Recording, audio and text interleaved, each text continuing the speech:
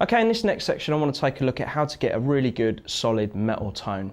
Now what I'm going to do is I'm going to take you through some of the floor pedals that I'm using to create the sound I'm using on this DVD, and a couple of these things are real kind of mainstays in a metal guitar setup. So taking you to the first pedal, we've pretty much just got a tuner, which you know, obviously when you're playing live and stuff like that, it's a real good thing to have, because obviously if you go out of tune because of hot lights or you know the environment changes the tuning of your guitar, obviously you can kind of press on that, you can tune up your guitar, you know, and it also cuts the signal as well, so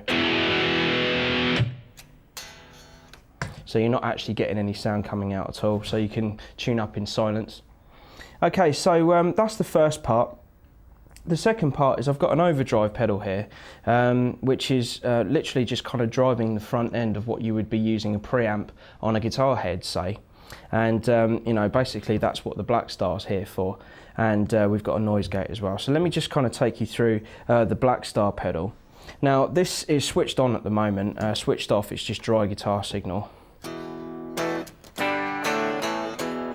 Okay, and switched on, it acts like an overdrive preamp that you would normally get on a valve head, you know, say like Marshall or Peavey or Blackstar or anything like that.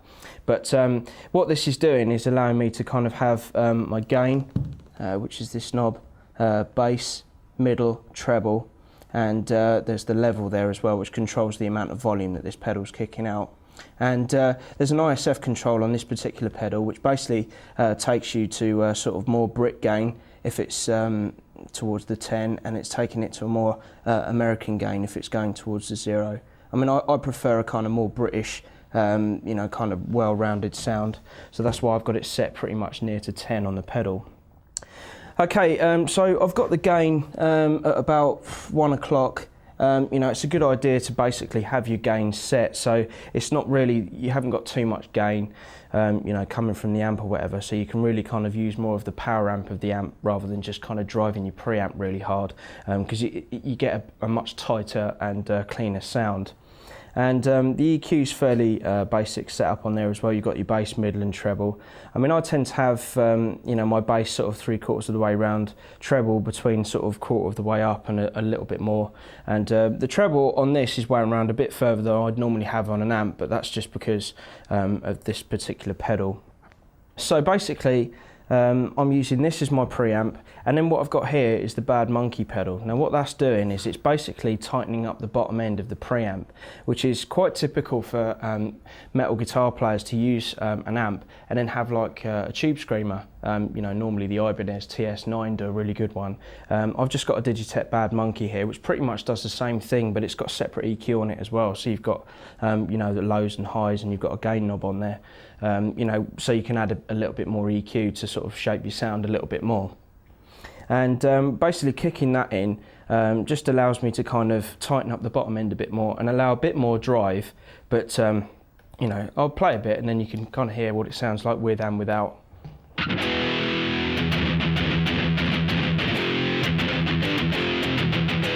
So you probably, you know, the bottom end on that is a little bit flabby, which, you know, is kind of the sort of things that you do get with a normal preamp. You know, with volume you can kind of EQ that out a little bit as well, but just for the purposes of this, you can kind of hear that bottom end a little bit. When you kick the pedal in, it should tighten up the bottom end a bit more and add a bit more EQ depth to it.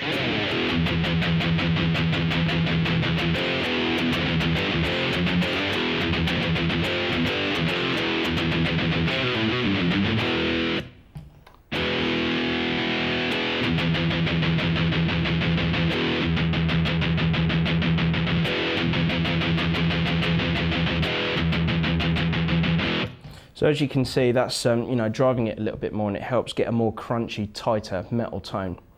Now, all of those pedals work in conjunction with each other, just to get you that kind of overdrive sound.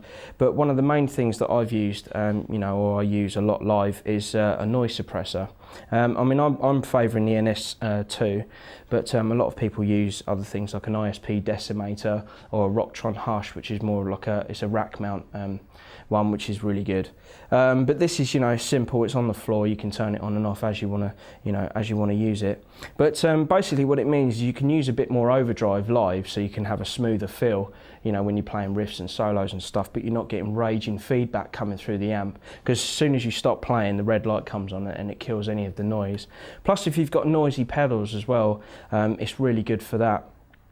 Now, what I've discovered with the NS2, which seems to work really well for like overdrive pedals if you've got stuff on the floor, is if you put them through the loop instead of through the actual signal chain, which if you notice on this pedal, you've got input and output. So this lead here is coming straight from my guitar, and then the output is going straight into the desk, which we're using to record all of this.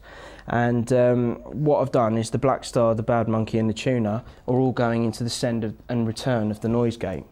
And basically what that does is you're not overdriving the signal from the guitar to the pedal and then into the board. You're sort of putting it in the loop, which kind of keeps it really quiet.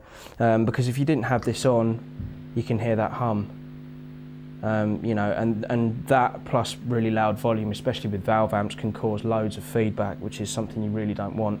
And especially for metal, you really want it to kind of be as tight as possible.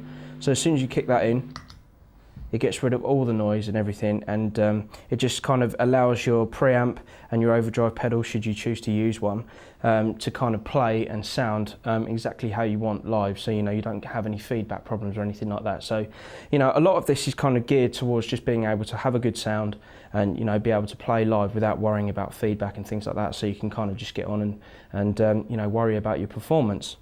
So I would say, you know, if you're going to have like an amp or anything, you know, minus any effects or delay or reverbs or anything like that that you might choose to throw into the loop, I would say, you know, if you've got your head or you've got like a preamp pedal like the Blackstar, then, you know, a tube screamer and a noise gate is pretty much the two main things that you really need to get a really tight, good metal sound. Okay, well that's all we've got time for week number 1. Hopefully you've had fun learning all the different techniques that we've had to look at, and also the information on the pedals and, you know, how to kind of keep your live setup fairly simple, but you know, you can get that real sort of chunky metal sound. And also practice those routines to the backing tracks available, because it's really going to help you tighten up your rhythm playing and build up your stamina as well. So until week number 2, I'll see you later.